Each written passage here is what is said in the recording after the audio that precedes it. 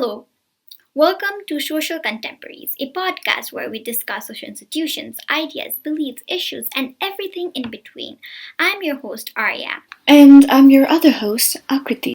With this, we present to you our very first episode. This particular episode is going to be more informational and with information gathered from trusted secondary resources than conversational, as we are going to be dealing with the current pandemic. So please bear with us.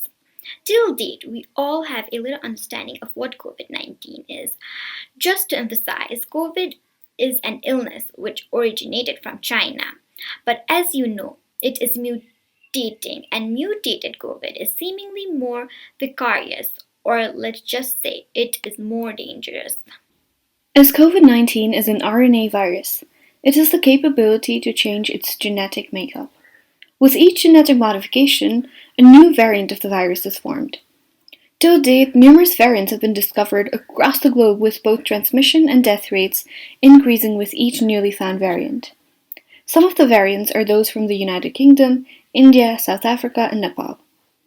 The UK variant forced the nation to go into 2 intense lockdowns before cases started declining, whereas the Indian variant is still prominent and wreaking havoc in the country, especially with the discovery of the black fungus, which, according to Reuters, is a fungal infection which causes blackening or discoloration over the nose, blurred or double vision, chest pain, breathing difficulties, and might also cause some people to cough up blood.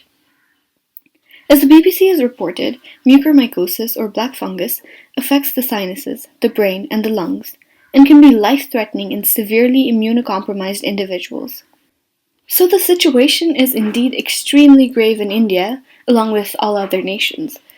Apart from these, all the other discovered variants, including the ones in South Africa, Nepal, and more recently in Vietnam, have caused the respective nations an immense expenditure of capital, infrastructure, and medical workforce, and has left most people and the countries scrambling to seek and provide necessary medical services respectively. However, dealing with the pandemic has become slightly easier with international and national support. But before we get into that, Arya and I would like to elaborate a bit more in the context of our country, Nepal. Nepal has been through a couple of lockdowns, and currently, the nation is under a curfew where people are restricted to move about unless for extremely important causes. While cases were exponentially high a few weeks ago, cases have been found to be fluctuating in the past couple of days. But what's interesting is that the number of PCR tests done in a day has also been decreasing the past couple of days. Well, one reasonable explanation for the decline could be that medical facilities were unable to perform an increasing number of tests. However, the numbers are decreasing by thousands over a day. And seeing as how PCR tests do not require many medical supplies or beds, it is skeptical as to why the testing situation is as it is. Well, we here in Nepal are not completely oblivious. We have our own theories. People across the nation believe that such measures have been taken considering taxes are to be paid up soon and the Nepali government wishes to be seen as though they've utilized obtained resources well and are keeping the contaminations at bay. This also seems to be a logical explanation, as the Prime Minister KP Oli had previously addressed an international audience saying cases were under control, when in fact the numbers were the highest of the time, and medical facilities were falling short of required supplies. Another theory is that, well, maybe people are just hesitant to go get tested.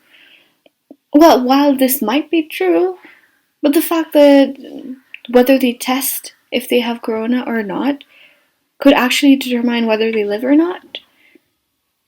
The gravity of the situation makes it seem as though this reason might be improbable.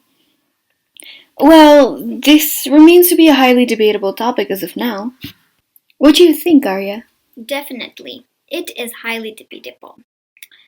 As Arkady said before, yes, Nepal is getting help from various countries as well.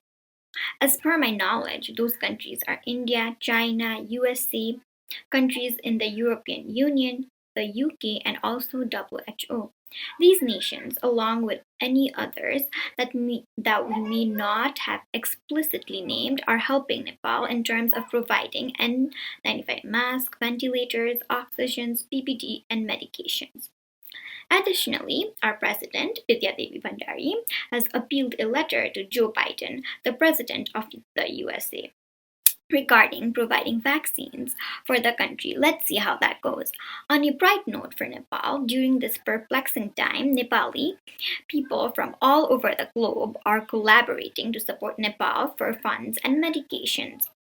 From my own research, there are a lot of organizations helping to support Nepal in this time period. Some of the organizations that are helping Nepal are Give to Asia, Global Giving Org, OCHE Services, COVID Alliance for Nepal, and COVID Connect Nepal. But keep in mind that there are many other providing aid too. And now, with the help of advanced medicine and technology, researchers have been able to develop COVID-19 vaccine, which helps reduce the effect of virus if we are to be contaminated. But many people are still skeptical about the COVID vaccine. And in various countries, motivational programs have been led to get their citizens vaccinated. According to CNN News, in the US, a total number of 50 individuals between the ages of 12 to 17, if they are fully vaccinated, would be awarded full ride scholarships. Isn't that amazing, Akriti? Yeah, that sure is. But if I may ask, is this applicable to all states in the US and for all educational levels? Or is it just applicable in covering fees until they graduate from high school? Not all the states, but it is happening in the state of New York. It is indeed for undergraduate. They will basically receive their scholarship once they get enrolled in the college. Moving forward, Moving forward to the UK, clubs are serving free drinks and food for the people who got vaccinated. These are only a few examples. Certainly, there are more, but these are truly some positive steps to getting individual vaccinated. For our Nepali listeners in Nepal, if you're willing to get vaccinated, you must be 18 years old and you will be receiving a vaccination card.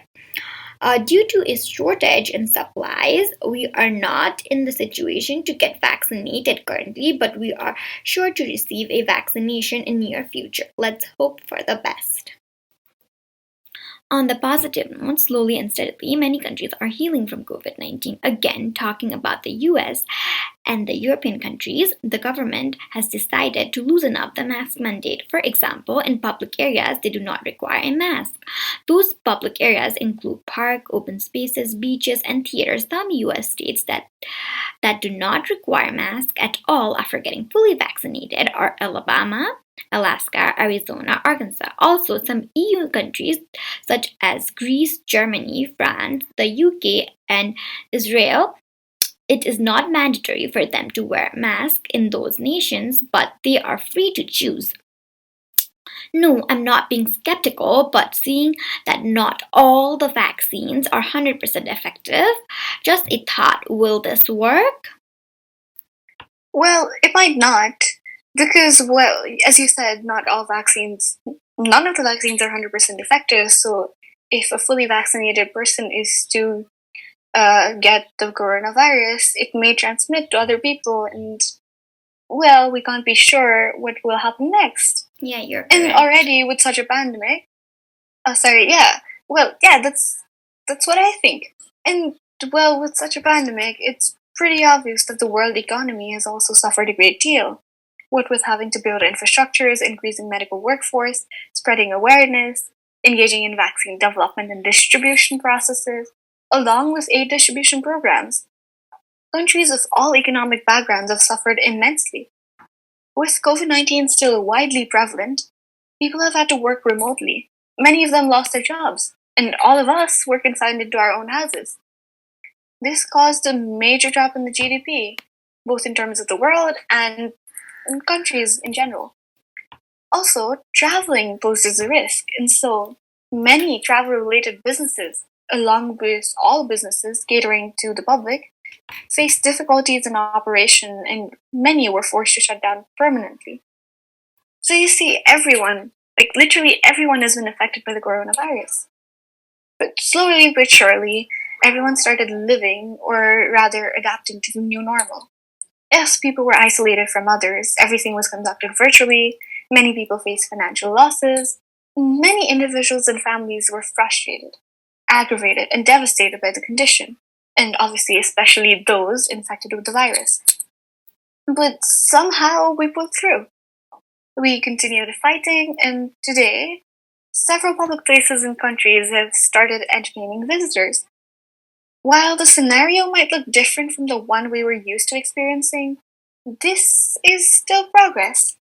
Countries are making efforts to ease restrictions and return to normal, or at least what was considered to be normal back in the day, which is before the pandemic ever happened. However, the transition from the pandemic stage to the so called normal stage, or let's say the post pandemic stage, will not be easy. As Arya previously mentioned, few countries have begun easing mask mandates for those who have been vaccinated. But again, if such mandates are to improve the condition or to aggravate it further is yet to be seen. On a lighter note, the Olympics are going to be held in Japan.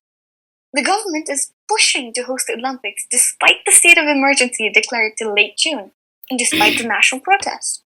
Yes, I know I said this is relatively light news. And why, do you ask? Because the Olympics is just fun and games, isn't it? This is just the country's way of redeeming the normal. And it doesn't matter how many people are protesting or how grave the situation actually is. Because it's the Olympics. They're bringing back the normal. What's wrong with that? And yeah, there's a possibility that foreign nationals will not be able to be spectators.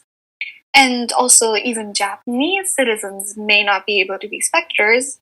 But it's fine. They're bringing back the Olympics, the games, the tradition. I love the Olympics. I mean, yeah, this was a bit sarcastic, if you unguessed yet. Oh. And I honestly am not sure what to make of this decision. But there's something even more surprising, Akriti. Oh, wait, did you just say surprising? More surprising than this? What is it?